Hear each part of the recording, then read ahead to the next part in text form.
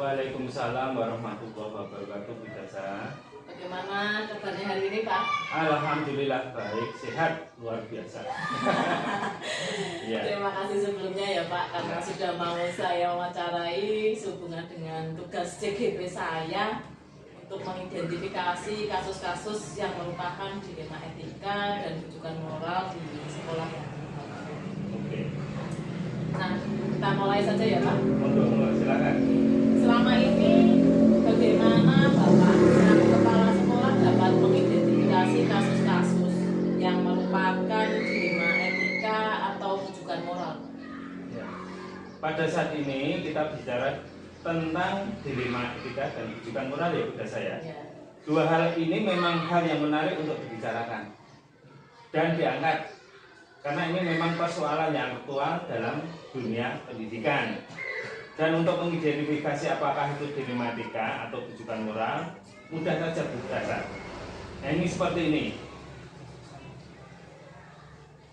Jadi suatu dikatakan rujukan moral jika ada dua buah hal yang satu benar, yang satu salah menurut hukum. Jika kedua-duanya benar, maka itu dikatakan dengan dilema etika. Seperti itu. Nah, selama ini Bapak kan sudah lama gitu ya dari kepala sekolah. Bagaimana Bapak menjalankan pengambilan keputusan di sekolah yang Bapak pimpin? Pertama, untuk kasus-kasus di mana ada dua kepentingan yang sama-sama benar atau sama-sama mengandung nilai kebajikan. Sebelum mengambil keputusan, tentu saya mengidentifikasi masalah yang terjadi terlebih dahulu Bu Dasa. Kemudian siapa saja pihak yang terlibat. Lalu mengumpulkan fakta yang ada dan seterusnya sehingga mampu mengambil keputusan yang tepat bagi pihak-pihak yang bermasalah. Seperti itu Bu Dasa. Dalam mengambil keputusan ini tentu saja mengutarakan prinsip-prinsip kekeluargaan dan musyawarah untuk mencari kata mufakat. Seperti itu ya Pak, ya. Bapak ambil itu kan. Ya. Terus langkah-langkah atau prosedur apa Pak yang biasa Bapak lakukan selama ini? Langkah-langkah atau prosedur yang saya ambil adalah dengan memanggil kedua belah yang bermasalah untuk dimintai keterangan supaya saya mengetahui di mana letak permasalahan atau inti permasalahannya, sehingga terjadi pemicu serta menemukan bagaimana solusinya yang terbaik yang akan diambil atau diputuskan dengan tidak merugikan kedua belah pihak. Tetap harus ada konfirmasi. Harus ada konfirmasi kedua belah pihak. Ya. Nah, terus hal-hal apa saja ya Pak ya yang selama ini Bapak anggap efektif dalam pengambilan keputusan pada kasus-kasus dilema etika? Oke. Harus dibaca. Itu dengan melakukan dialog dengan pihak yang bermasalah dengan prinsip kekeluargaan agar dapat memunculkan solusi yang diterima atau dapat diterima oleh kedua belah pihak dengan cara memberikan bimbingan secara komprehensif yang tidak menimbulkan perselisihan bagi kedua belah pihak. Intinya itu agar supaya kedua belah pihak itu sama-sama menerima. Seperti itu. Nah, selama Bapak menjadi kepala sekolah kan pasti banyak tantangannya gitu ya Pak dalam pengambilan keputusan gitu kan, terutama pada kasus-kasus dilema etika. Nah, tantangan-tantangan apa saja yang pernah Bapak gitu kan ketika mengambil keputusan pada kasus-kasus dilema etika yang pernah terjadi? Ya. Selama saya menjadi kepala sekolah Negeri 1 Wonorejo Bu Dasa, tantangan yang saya hadapi dalam mengambil keputusan adalah bagaimana cara mencari solusi yang terbaik bagi semua pihak dengan risiko seminimal mungkin. Tentu saja itu membutuhkan dukungan yang positif dari semua warga sekolah. Karena dalam mengambil suatu keputusan tanpa adanya dukungan dari semua pihak, khususnya warga yang ada di sekolah, itu nanti keputusan itu tidak akan mencapai yang maksimal seperti itu. Memang perlu dukungan dari banyak Ya. pihak gitu ya Pak. Dan bagi ya, terutama warga sekolah dari warga apa dari guru, dari staf seperti itu. Itu memang seperti itu ya Pak, banyak hal yang harus digunakan di apa kita dalam mengambil keputusan gitu ya Pak. Iya. Nah, apakah Bapak memiliki sebuah tata cara atau jadwal tertentu dalam menyelesaikan kasus dilema etika? Terus apakah Bapak langsung menyelesaikannya di tempat atau memiliki jadwal untuk menyelesaikannya? Bentuk atau prosedur seperti apa yang Bapak jalankan? Oke Bu Dasa. Seperti pertanyaan Bu Dasa tadi, apakah memiliki sebuah tata cara ya Bu ya, jadwal tertentu dalam menyelesaikan suatu kasus atau dilema etika? Nah, saya sebagai KS, langkah yang tepat yaitu menyelesaikan permasalahan itu secara langsung dan diselesaikan di sekolah pada saat itu atau hari itu, agar tidak berkepanjangan serta tidak menimbulkan perselisihan yang baru dengan melibatkan beberapa pihak terutama rekan guru untuk memberikan pertimbangan dan masukan yang baik, dan apabila diperlukan bahwa permasalahan itu memerlukan masukan selain dari guru, itu bisa melibatkan pengawas sekolah serta komite sekolah, tergantung apa permasalahan apa yang kita hadapi. Seperti itu. Nah, memang kolaborasi dengan pihak terkait memang diperlukan ya Pak. Iya. Nah, adakah seseorang atau faktor-faktor apa yang selama ini mempermudah atau membantu Bapak dalam pengambilan keputusan dalam kasus-kasus dilema etika? Iya. Adakah seseorang atau faktor yang selama ini mempermudah Bu ya? Iya. Ya, setiap permasalahan yang ada selalu saya bawa dalam musyawarah. Ya, saya bawa ke dalam musyawarah atau rapat dewan guru agar lebih cepat menemukan solusi yang terbaik. Juga bisa berkonsultasi dengan pengawas sekolah atau komite untuk meminta saran dan masukan terbaik bagi permasalahan yang ada. Seperti itu. Jadi orang-orang yang berkepentingan di sini ya seperti guru, pengawas sekolah dan komite memang harus kita ajak untuk bekerja sama. Itu memang seperti Ya. itu ya Pak, karena kita kerja tim gitu ya. Ya. Nah, dari semua hal yang telah Bapak sampaikan tadi, pembelajaran yang dapat Bapak petik dari pengalaman Bapak dalam mengambil keputusan dilema etika itu apa saja?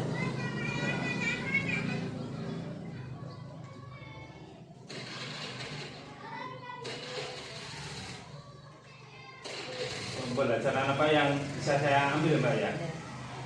Yang bisa saya ambil sebagai seorang kepala sekolah yang menjadi pemimpin dalam pembelajaran di sekolah, dalam mengambil keputusan apapun harus berdasarkan kesepakatan bersama yang dihasilkan dari musyawarah untuk mencari kata mufakat, serta membiasakan diri untuk bertanggung jawab atas setiap keputusan yang telah ditentukan, karena bekerja sebagai tim lebih ringan dalam menyelesaikan permasalahan daripada bekerja sendiri-sendiri berdasar. Selain itu, komunikasi yang baik pada setiap elemen warga sekolah juga sangat menentukan cepat lambatnya dalam menyelesaikan masalah yang ada. Itu yang bisa saya ambil. Berarti dari perbincangan kita kali ini dapat Ya. disimpulkan bahwa yang namanya kepala sekolah juga perlu kerja tim gitu ya Pak, dengan pendidik dan tenaga pendidikan lainnya gitu ya, juga pihak-pihak yang berkepentingan dalam sekolah gitu ya. Nah, selain itu juga mungkin adanya musyawarah gitu bersama gitu kan untuk mengambil keputusan gitu kan, agar solusinya memang merupakan kesepakatan bersama di sekolah tersebut, seperti itu ya Pak. Iya, Kesimpulan betul, seperti itu betul. ya. Ini saya mengucapkan terima kasih sekali nih Pak, karena Ya, Bapak sudah sama-sama. memberikan waktunya dengan Ya. bincang-bincang kita hari ini. Semoga bermanfaat Ya. dan sukses selalu untuk Pak Imam ke depannya, Amin. dapat sebagai kepala sekolah yang Amin. memang benar-benar Amin. sebagai Ya. panutan di sekolah yang Bapak pimpin. Ya, sama-sama, Bu Dasa. Ya. Assalamualaikum warahmatullahi wabarakatuh. Waalaikumsalam warahmatullahi wabarakatuh.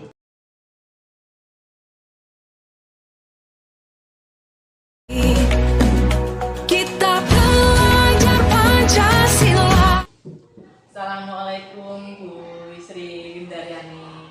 Waalaikumsalam Bu Ena. Semoga pagi ini kabarnya sehat ya Bu. Alhamdulillah sehat ya. Walaupun dalam keadaan puasa gitu ya. Alhamdulillah Selalu semangat nih, Iya, semangat selalu. iya. Ini dapat terima kasih ya Bu Iya. sebelumnya karena Ibu sudah bersedia Iya, saya sama-sama. wawancarain hubungan dengan tugas CGP saya gitu ya untuk mengidentifikasi kasus-kasus yang merupakan dilema etika dan bukan moral di sekolah yang Ibu pimpin. Kita mulai saja ya Bu. Silakan. Nah, selama ini bagaimana Ibu itu selaku kepala sekolah dapat mengidentifikasi kasus yang merupakan dilema etika rujukan moral? Identifikasi kami terhadap kasus-kasus dilema etika atau rujukan moral.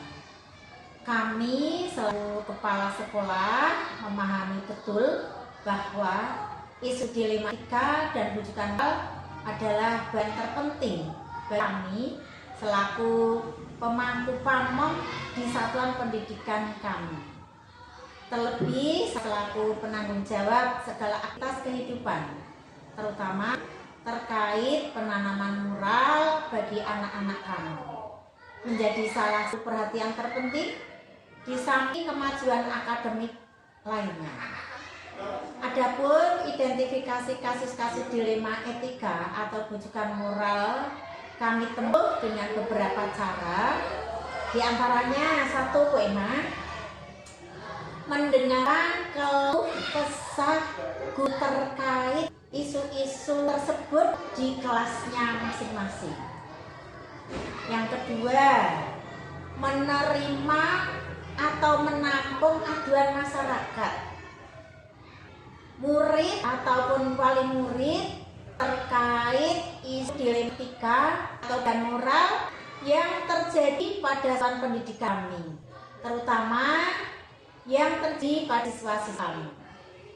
Yang ketiga, mencoba mendekati, menyapa dan berusaha mengenal secara personal dengan siswa-siswa yang identifikasi kasus-kasus dilema etika atau rujukan moral tersebut di sela-sela bukan jam pelajaran efektif, dengan harapan adanya keterkaitan moral, kasih sayang dan perhatian. Itu memang didik luar biasa ya Bu ya. Kita mempunyai ibaratnya apa ya, waktu sendiri itu ya Bu ya. Sebagai pendidik kita harus bisa untuk mendekati mereka itu ya sudah. Selama ini malah Ibu untuk melakukan pengambilan keputusan di sekolah Ibu, terutama untuk kasus-kasus di mana ada dua kepentingan yang sama-sama benar atau sama-sama menilai kebajikan. Pengambilan keputusan yang saya ambil ketika ada kasus yang sama-sama penting, sama-sama benar, dan sama mengandung nilai kebaikan adalah dengan cara yang pertama, mempertimbangkan nilai kemanfaatan yang lebih besar di semua orang atau pihak sekitar. Yang kedua, mempertimbangkan kepentingan kebutuhan mendesak dengan kriteria penting, sangat penting, dan besar. Maka saya akan segera lakukan terlebih dahulu. Yang ketiga, mempertimbangkan resiko terkecil dari tindakan saya tersebut. Ada skala prioritas tuh ya Bu ya, Seperti untuk itu. menyelesaikan suatu permasalahan. Nah, terus langkah ya Bu atau prosedur seperti apa yang biasa Ibu lakukan untuk menyelesaikan suatu masalah Bu?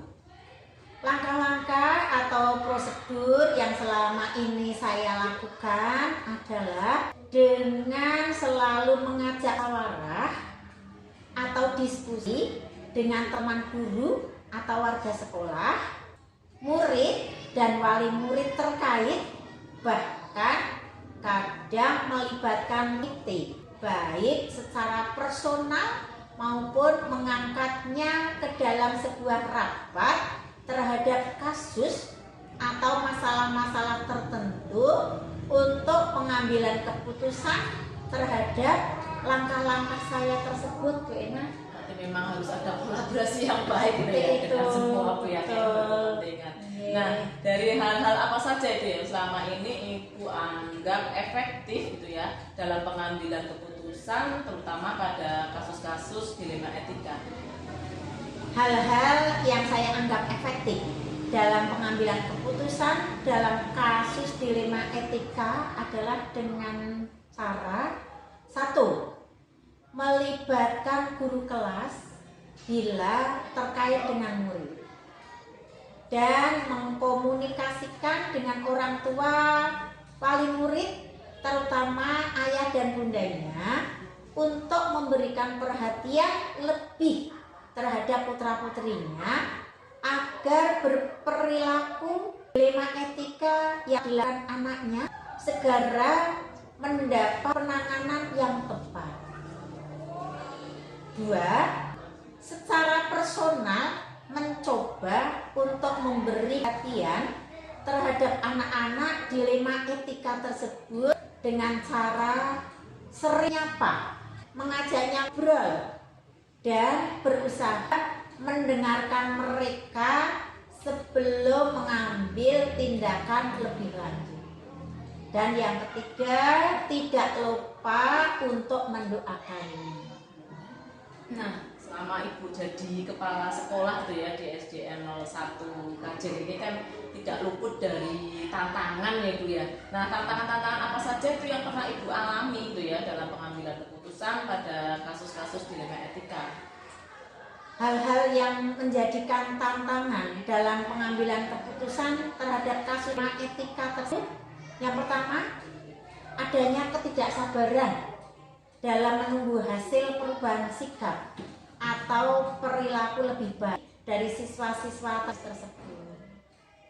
Kemudian adanya krisis kepercayaan atau elektabilitas yang disadari atau tidak itu berpengaruh terhadap satuan pendidikan yang saya pimpin.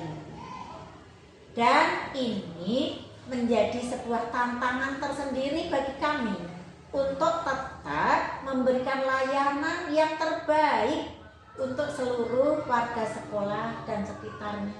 Memang tidak mudah ya Bu ya untuk menjadi kepala sekolah itu ya, banyak tantangan yang memang harus dihadapi gitu ya. Nah, apakah Ibu gitu ya memiliki sebuah tata cara gitu ya atau jadwal tertentu dalam menyelesaikan kasus dilema etika? Nah, apakah Ibu itu langsung menyelesaikan masalah itu di tempat atau memiliki sebuah jadwal untuk menyelesaikannya? Terus bentuk atau prosedur seperti apa yang Ibu jalankan? Tata cara atau jadwal tertentu yang saya miliki untuk menyelesaikan langsung di tempat dengan bentuk jadwal atau prosedur yang dijalankan. Secara umum, sejak awal saya tidak memiliki jadwal atau tata cara tertulis yang saya programkan secara detail waktunya di sekolah.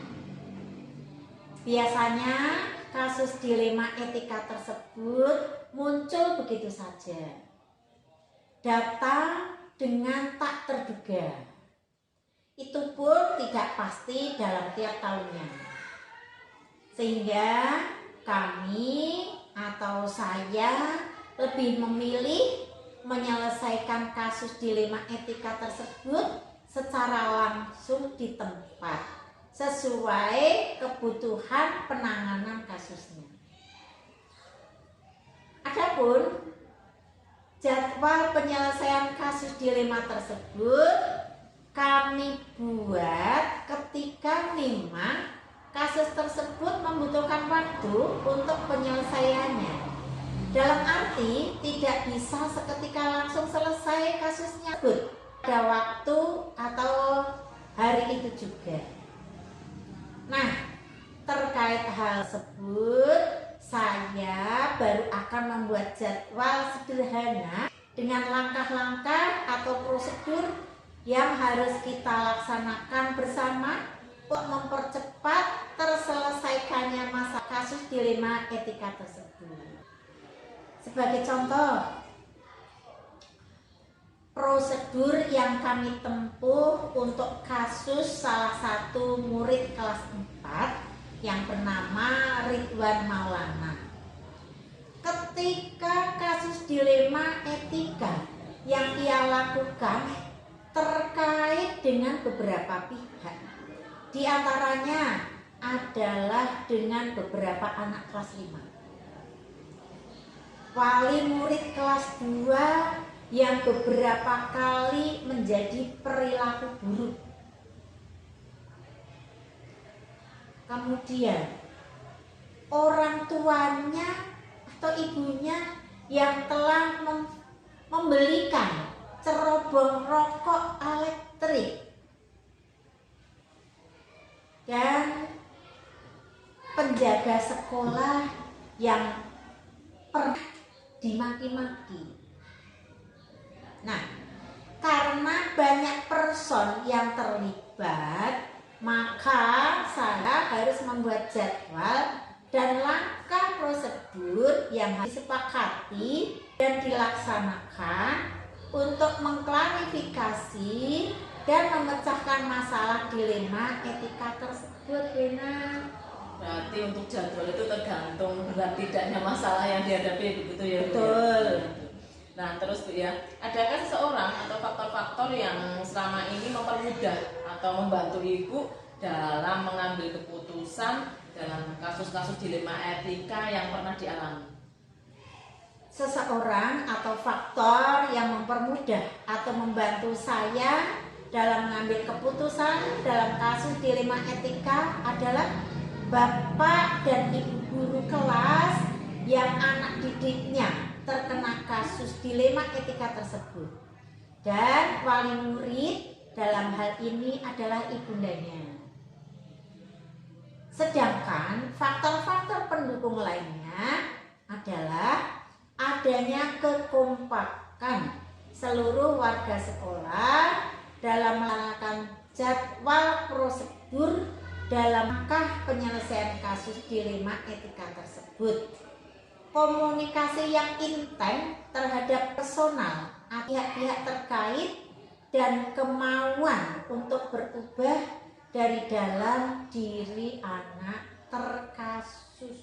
Berarti memang kolaborasi yang baik dan komunikasi gitu ya, yang efektif sehingga semua permasalahan dapat terselesaikan dengan baik gitu ya Bu, intinya gitu ya. Iya. Nah, yang pertanyaan terakhir ini Bu. Yes ya. Dari semua hal itu ya yang telah Ibu sampaikan tadi gitu ya, pembelajaran apa yang dapat Ibu petik dari mengambil keputusan dilema etika yang pernah terjadi? Pembelajaran yang bisa saya petik dari pengalaman pengambilan keputusan terhadap kasus dilema etika tersebut: 1. Kerjasama atau kolaboratif dalam memecahkan suatu masalah. Yang kedua, komunikasi yang sehat. Yang ketiga, terbuka atau membuka diri untuk menerima masukan. Seperti itu Bu. Ini luar biasa sekali ya Bu perbincangan kita pada siang hari ini ya. Sebenarnya terus lanjut Bu, biar pemahaman saya lebih memahami lagi gitu kan, dilema etika dan bukan moral gitu ya dalam menyelesaikan kasusnya yang pernah Ibu alami. Tapi mungkin karena waktu kita terbentur waktu gitu ya. Kita sambung lain waktu ya Bu ya. Ya, berarti saya akhiri dan sekali lagi saya ucapkan terima kasih. Sama-sama. Semoga Bu Sri Wintaryani ke depannya ya semakin sukses selalu Bu. Amin, amin, amin. Nah, saya akhiri. Wassalamualaikum warahmatullahi wabarakatuh. Waalaikumsalam.